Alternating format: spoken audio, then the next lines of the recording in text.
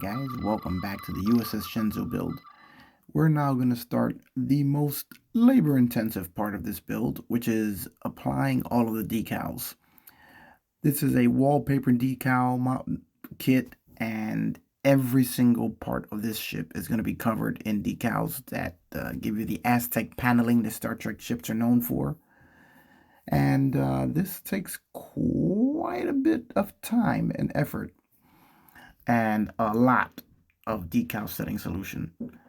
So we're going to go ahead and just apply as many of the decals as we can tonight.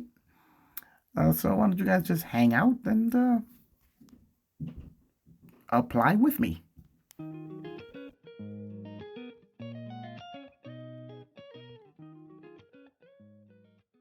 Alright, at this point we have our first section of the ship finished, as the lower section of the hull here has all the decals applied. And now what I'm going to do is just give it a once over with some micro sol to make sure that it all shrinks itself down right to every nook and cranny of this ship, as it's got a lot of bends and a lot of weird areas that require quite a bit of decal solution to get the decal to set in.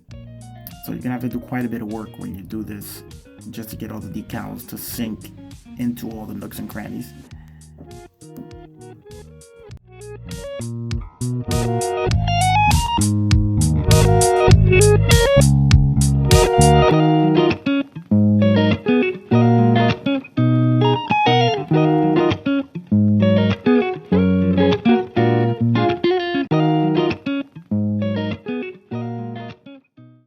Now you're going to notice when you apply all the decals that there's going to be a bit of excess decal film hanging over the edges. So what you can do is trim it off, or just use your microsol to soften the decal, so you can just fold it over the edge of the part that you're decaling. That works pretty well for me, so that's what I did on pretty much the entire ship.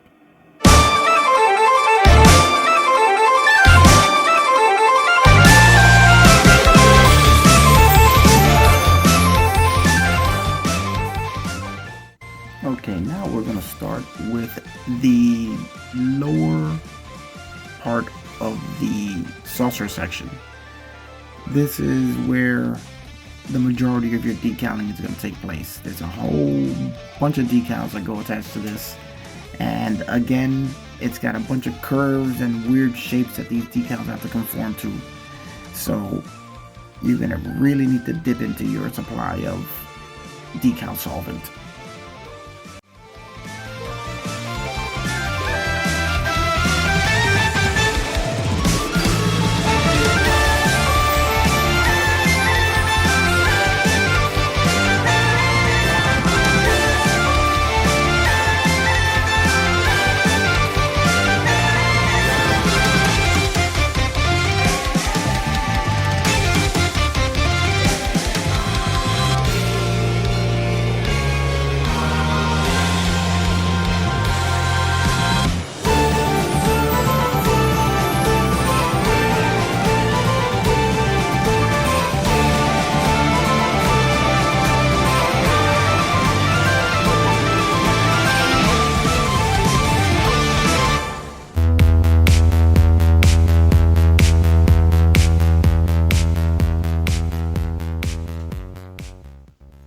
These next decals in particular have to conform to the curved edges on the sides, on the center of the saucer, one on each side, and getting it to conform to that while also going around all of the other shapes on the hull was a little tricky.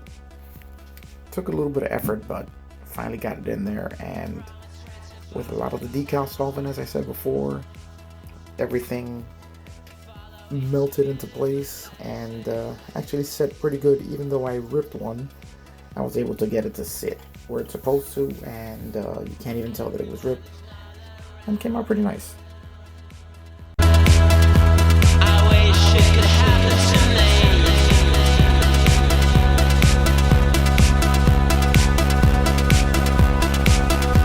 Your voices are singing so loud, I just can't believe what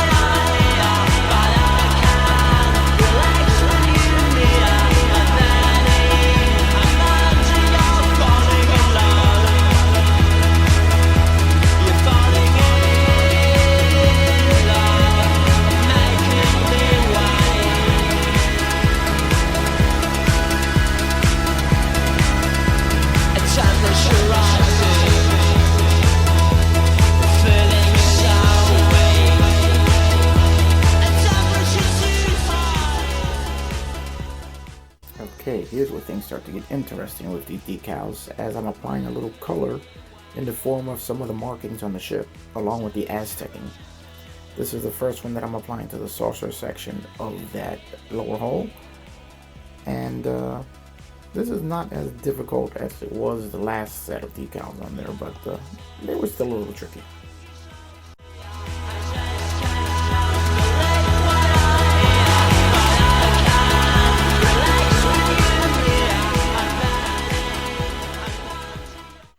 Now, the interesting part of the decals that go on the saucer section of the lower hull is the fact that they have windows printed on them, which have to line up to each one of the layers on this hull. So you have to make sure that as you're laying them down, that the windows are all lined up accordingly.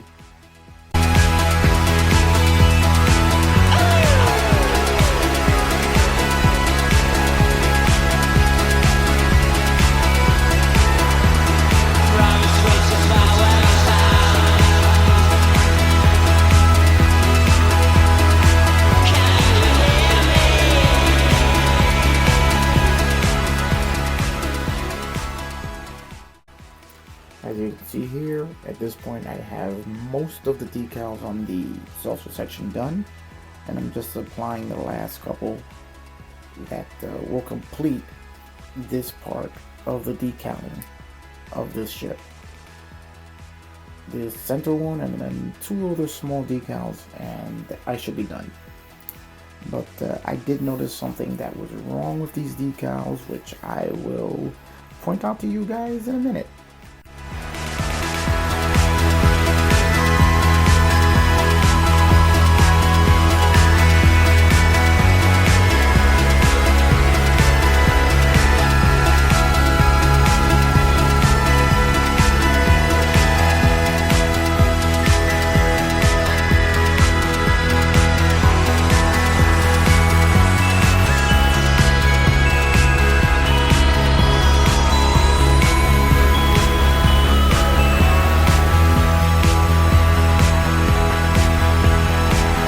Here I'm applying the decals to the pylons, and here's one of the instances where you'll have quite a bit of overhang of the decal carrier film. So what I did on the other parts of the ship, which is I just soaked it with some of the decal solution, and as it softened it up, I just folded it over the edge.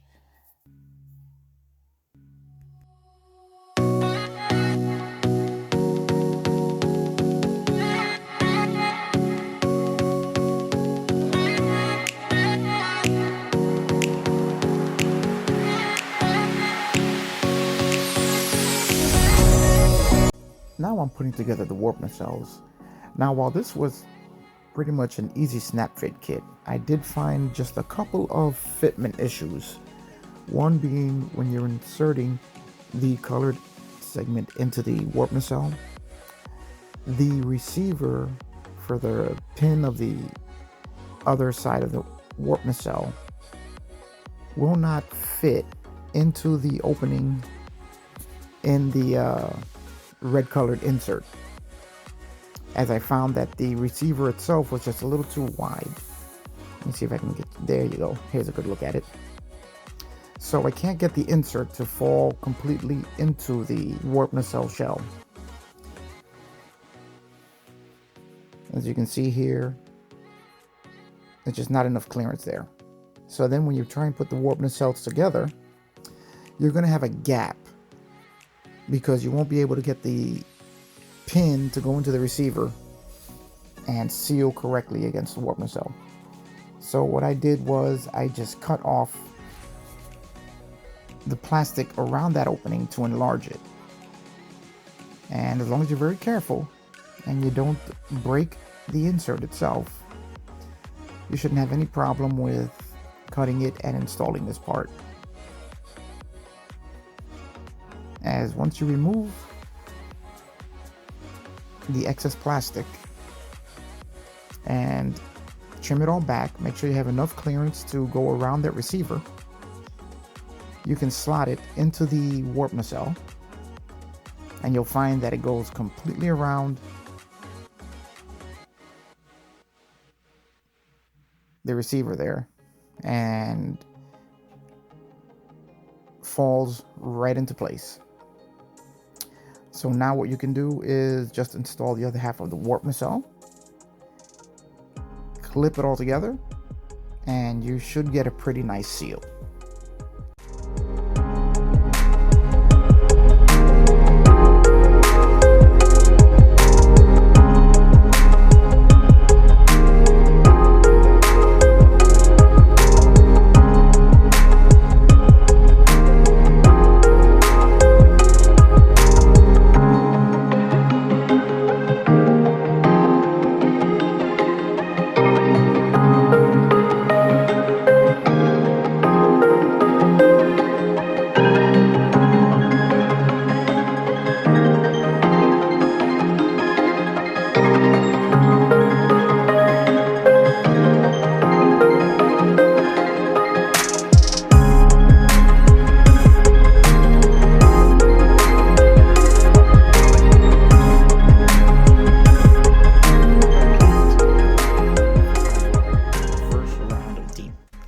Done on the shenzhou, and as you can see, the Aztec decals, they do look great.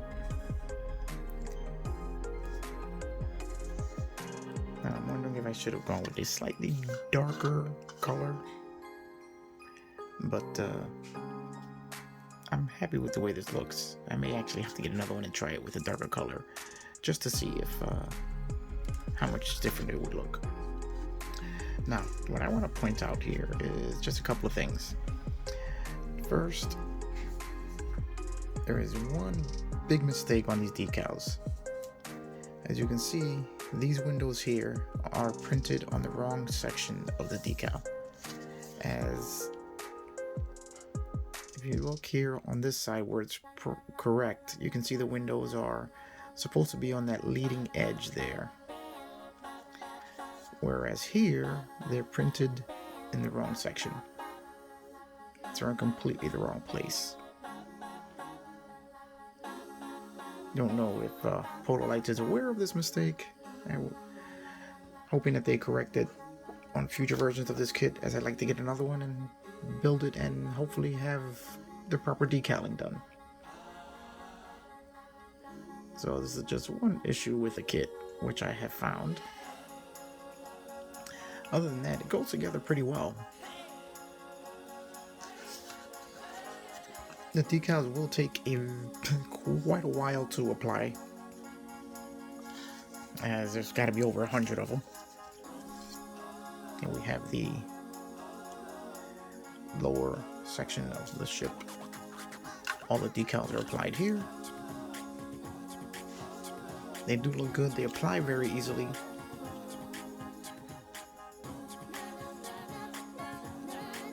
And other than my mistake of putting these on upside down, which you would never know unless you actually knew this kit, I think it looks pretty good. And here we have the pylons with their decals. You're going to need a lot of decal set in order to get these decals to sit correctly. But they do look good, they apply easily, and it's going to make for a good looking model. I'm especially pleased with the way they look on the saucer section, in contrast with the color of the ship. Although I am wondering whether I should have picked a darker color, just to have a little more contrast. And here, as you can see, the bridge I have painted with a little bit of yellow paint behind the lens, just to make it look as if it's lit. The engines, I have added reflectors using bare metal foil to give the impression of them being lit also.